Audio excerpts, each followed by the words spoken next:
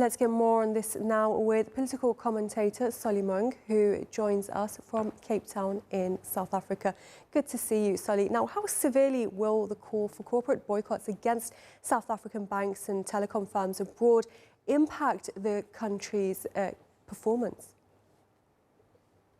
Hi, thank you for having me, Tiber. Look, it's going to head us on one end. The South African JSE has got the index, the main index, and the sub-index. The one that is based on telecoms and financial institutions is going to be hit badly, especially those who are heavily invested in the rest of the continent.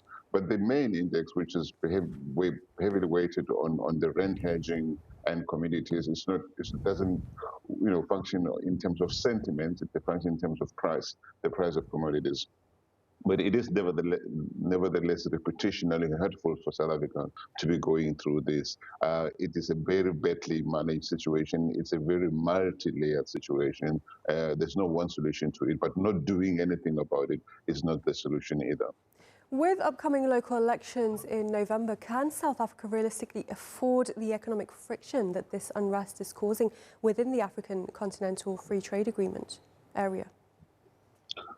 Yeah, it will. I think, look, the local government elections are entirely South African elections. There will be political opportunists who are going to take care of this situation of alleged huge numbers of undocumented foreigners in South Africa to position themselves. The ANC is expected to drop from previous 45, just over 45% to probably between 30 and 40% this time, and it's hurting a lot. So people are going to take advantage of this, politically speaking. But in the rest of the continent, I think there is an opportunity to be had about the management of, the cross-border movement of people.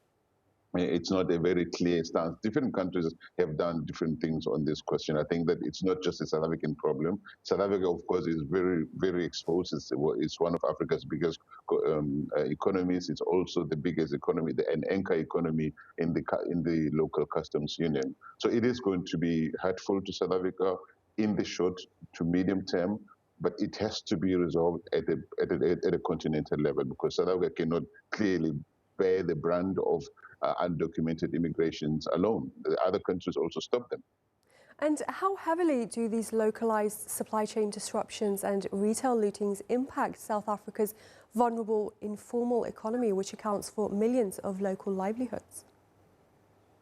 Yeah, look, the informal economy in South Africa is a shock absorber. A lot of people who want to earn money just to feed their families, to take their kids to school, rely on this informal economy. So it is going to be hard, especially when many people who've been involved in it are forced to suddenly pack up and leave the country. I think it's not as if there's somebody sitting on the side to just pick up where somebody else has left. So I think there's a need for South Africa to manage this process really carefully, but also not to allow people who are not in government to be walking around asking people to produce their IDs to prove that they should be there, they shouldn't be there. Government has to step in and do its work and ensure that those who commit crimes against the law, taking the law upon themselves, are punished irrespective of their identity. It is not an opportunity that should be left to crooks to come in and create the chaos that we are seeing, that are hurting inside South Africa, but that are also hurting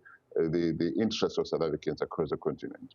Solly Moeng in Cape Town, thank you very much for joining us.